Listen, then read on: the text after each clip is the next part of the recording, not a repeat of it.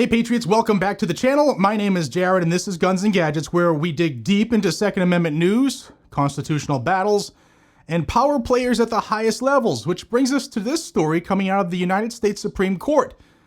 We've got a remarkable story on the nation's highest court, a story of tension inside the liberal wing of the Supreme Court of the United States involving Justice Ketanji Brown Jackson and her fellow liberal justices. And yes, even within the liberal camp, there's growing frustration. So strap in, because this one has major implications for constitutional interpretation, court dynamics, and ultimately for gun owners as well, because this is probably going to affect any type of close cases on any subject. So let's roll with this. First, let's get to the background here. Justice Ketanji Brown Jackson was appointed in 2022 by Joe Biden as the first black woman to serve on the court. Big historic moment. Well, it would have been if it were not obvious, blatantly obvious, that she was a DEI hire, the definition of one.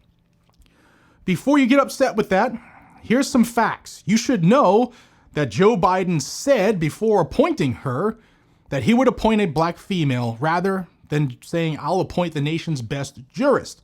Had he done that and then came to the conclusion that Ketanji Brown Jackson was the best in the country, so be it. But you can fact check that all you want. The person I will nominate will be someone with extraordinary qualifications, character, experience, and integrity. And that person will be the first black woman ever nominated to the United States Supreme Court. It's long overdue in my view.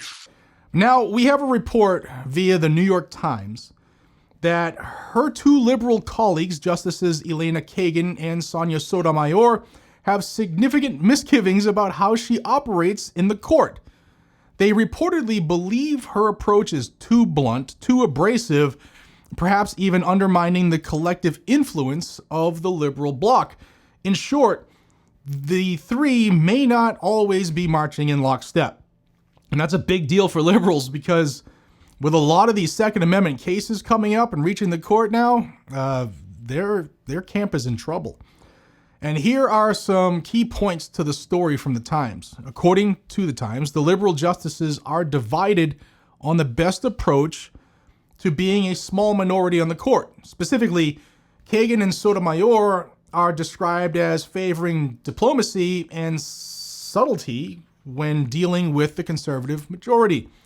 They recognize they'll need to pick up swing votes. Justices Amy Coney Barrett and Chief Justice John Roberts typically fill that void for them, and they're going to need those types of people to swing with them if they ever have a hope to have a majority on a vote.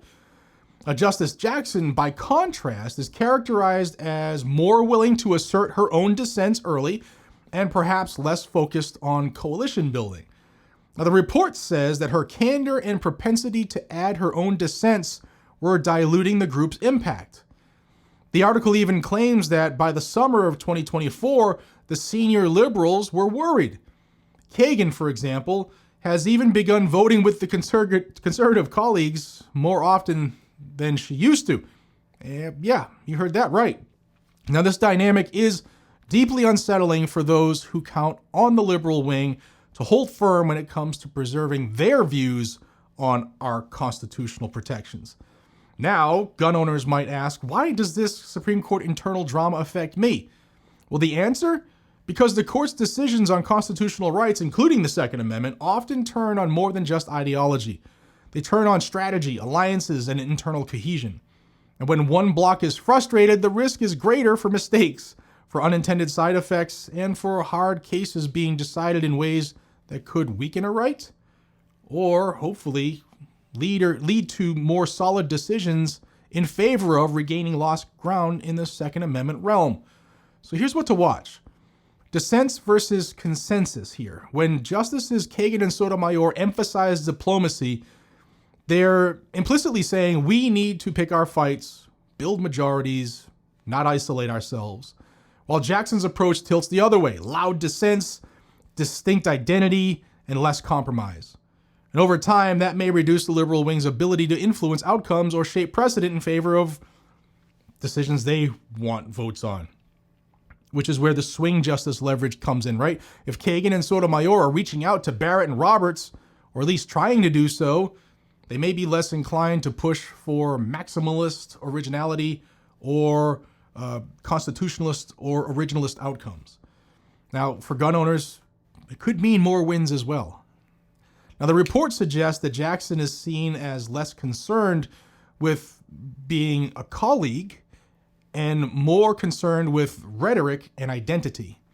Now, that opens the door for the majority side to say, see, those liberals are disorganized. They're making it up on the fly, and they're making it about identity, not jurisprudence. And that matters because if the court appears divided, fractured, or politicized, it lowers its own institutional standing. And when rights are on the line, you want a court with legitimacy, not one with internal turmoil. It could also play out well for the Second Amendment cases, as I've mentioned a few times. If the liberal left in the court can't even get along, well, they're probably going to have issues making, say, a Barrett or a Chief Justice Roberts to side with them on issues when it comes to the second and other issues. A fragmented liberal wing may struggle to restrict the Second Amendment when the court shifts. And if the conservatives hold firm and the liberals remain split, then the outcomes are probably better for moving the right to keep and bear arms closer to that in which the founders intended. So who is Justice Ketanji Brown Jackson in this context? Beyond the history, the fact of making her appointment the way they did, she brought a unique background, right? Former public defender, former federal judge, and now serving on the highest court for a life appointment, unless she's removed for not serving in good faith. But Supreme Court is basically a lifetime appointment. So her tenure will potentially span decades. But this article reveals that her approach may be creating friction. The story says that Jackson's abrasiveness appears to have threatened Kagan and Sotomayor's growing relationship with Amy Coney Barrett. In plain English, the junior liberal justice is pressing hard and writing dissent after dissent, and not always coordinating with the senior liberals who want a more strategic posture. Does that matter to you or me? I mean, if I was on the Supreme Court, yeah, you got to get along, especially if you have to work with these people and hopefully sway them to vote in your favor. But I also think being true to your beliefs is important as well. What do you think? Ultimately, we want justices who boldly protect constitutional rights, not feelings, right? Including the Second Amendment and the First Amendment and the Fourth Amendment, all of the amendments, all of our rights. And right or wrong, these internal dynamics can affect how the court handles major rights cases, including, of course, the 2A. And when the liberal wing is disunited, the door is wider for conservative majorities to make stronger rulings in favor of the Constitution. As gun owners, we often focus on broad rights wins, 9-0 Caetano, or 6-3 in this case, 5-4 in that one. But given the court's 6-3 conservative lean right now, and giving this internal liberal split, we have to pick our fights wisely, have the best cases with the best plaintiffs, and push for big wins rather than, incremental stuff that could affect the Second Amendment negatively, a la Rahimi, right? Now, the bold headline is great, shutout, unanimous, but we need all the wins that we can get, which is why this internal conflict could help us, could hurt us. Remember that constitutional rights should be nonpartisan in theory, but the politics at the court are pretty real as well. As I've said before, for the Second Amendment fight, it's not just the legislative branch that counts. The judiciary is a huge battleground as well. Protecting the Second Amendment means understanding the court as much as it means understanding the legislature or understanding your gun shop. If you found this breakdown helpful and insightful, hit that like button and subscribe to the channel if you haven't already. And ring the bell notification so that you don't miss any coverage of future issues that affect gun rights and constitutional freedoms. Drop a comment down below. What do you think about this split inside the liberal wing? Will it have a positive effect on some 2A cases coming up?